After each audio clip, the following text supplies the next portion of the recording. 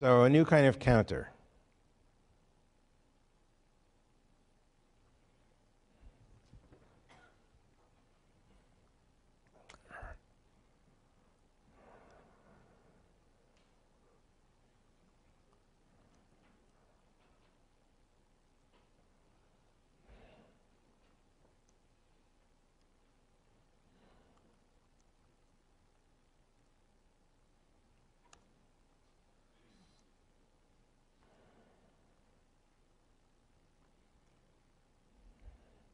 Oops. Oh, yeah.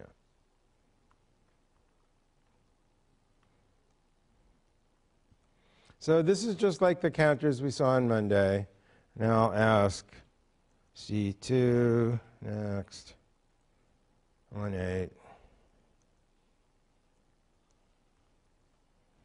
2, 9,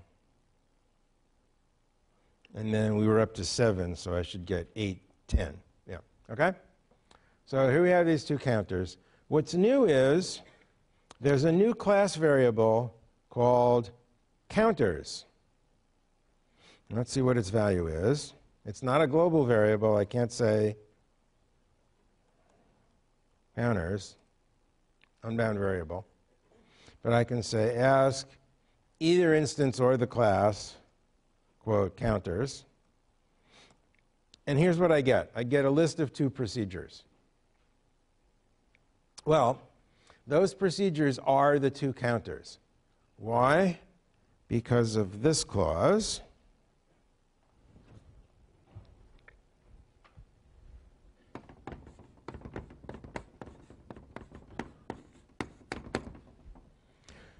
Initialize is, it's like a method, but it's a special method that you only use once when an instance is created. So when you say instantiate some class, one of the things that happens is after we make the new instance, we send it the message initialize. And initialize does some stuff besides what you tell it to do. So you always do have an initialize method, whether you ask for one or not, because of the way the object system happens to work. It takes a little bookkeeping to set up the objects. But if you do say initialize, we do this thing also. And what this says to do is take counters, which starts out being an empty list, and we say set bank counters cons self counters. So counters is this list of counters, and we take self, which is this new counter that we just made, and we're going to stick that in front of the list. So this is actually the list C2, C1. Why would you want to have such a list? Well, you're writing an adventure game, and the user says something like inventory. So in that case, it wouldn't be a list of all the things in the world. It would be a list of the things that the person has, but it would be a list of objects. You might want to have a thing where you can say, show me all the objects in the world. And then you get a list of all the objects in the world.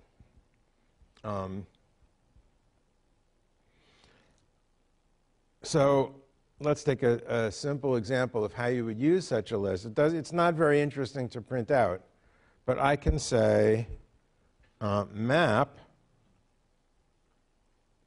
lambda c for counter, ask c, quote, count,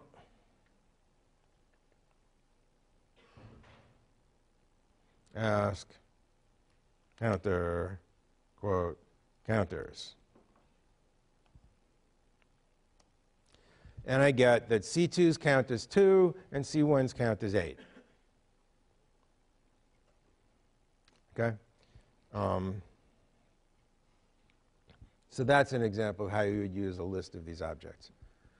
When you're doing object-oriented programming, you're going to be tempted, especially if you haven't done object-oriented programming before, you're going to be tempted to do things like make lists of names of objects.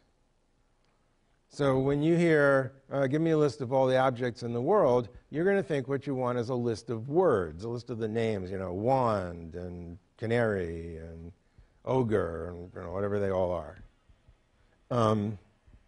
But you don't. You want a list of objects. If the user wants to print stuff, then the very last thing you do is ask all those objects for their names. But if all you have is the name, you can't really do anything interesting with it. What you really want to do with objects is send them messages. And that's why we want lists of objects and not lists of names of objects. Okay, so try to remember to think in those terms. Okay, that's initialized. Questions about that? Yes? I have a question about the previous self, parent, and child. What if the parent calls self on a method that isn't in? What if the parent says, ask self, greet? Then the greet message, since self, for that particular person, self is the pigger, will send a greet message to the pigger. The pigger will say, I don't have a greet message, so I'm going to do what I always do with messages that I don't know how to handle. I'll send it on to my parent.